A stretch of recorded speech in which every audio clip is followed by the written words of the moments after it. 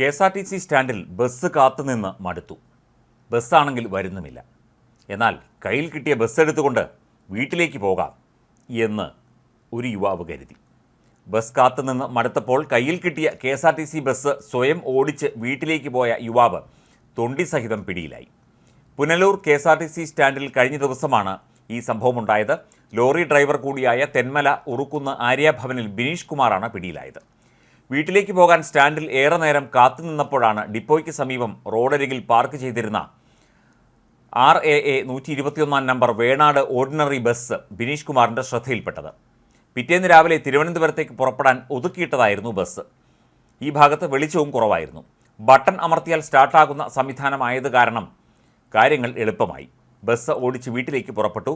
പുനലൂർ തൂക്കുപാലത്തിന് സമാന്തരമായ വലിയ പാലം പിന്നിട്ട് TB ജംഗ്ഷനിലേക്ക് പോകവേ ഹെഡ്ലൈറ്റ് ഇല്ലാതെ പാഞ്ഞുവരുന്ന KSRTC ബസ് ഹൈവേ പോലീസ് കണ്ടു. അവർ കൈകാണിച്ചെങ്കിലും ബിനീഷിന് നിർത്താൻ തോന്നിയില്ല. റൂട്ട് മാറ്റിപ്പിടിച്ച് ഐക്കരക്കോണം റോഡിലൂടെ പാഞ്ഞു. 1 കിലോമീറ്ററോളം ഓടിച്ച ശേഷം ബസ് നിർത്തി ഓടി രക്ഷപ്പെടാൻ ശ്രമിച്ചു. പാഞ്ഞെത്തിയ പോലീസ് ഓവർടേക്ക് ചെയ്ത് ഒറ്റപ്പിടുത്തത്തിന് ആളെ പൂട്ടി. ബസ്സും പിടിയിലായി. 30 ലക്ഷത്തോളം രൂപ വിലമതിക്കുന്ന KSRTC ബസ് കടത്തിക്കൊണ്ടുപോകാൻ ശ്രമിച്ചതിന് പുനലൂർ പോലീസ് കേസെടുക്കുകയും ചെയ്തു. ബിനീഷിനെ റിമാൻഡ് ചെയ്തു. തുടർ നടപടികൾക്ക് ശേഷം ബസ് അടുത്ത ദിവസം KSRTCക്ക് വിട്ടു നൽകും.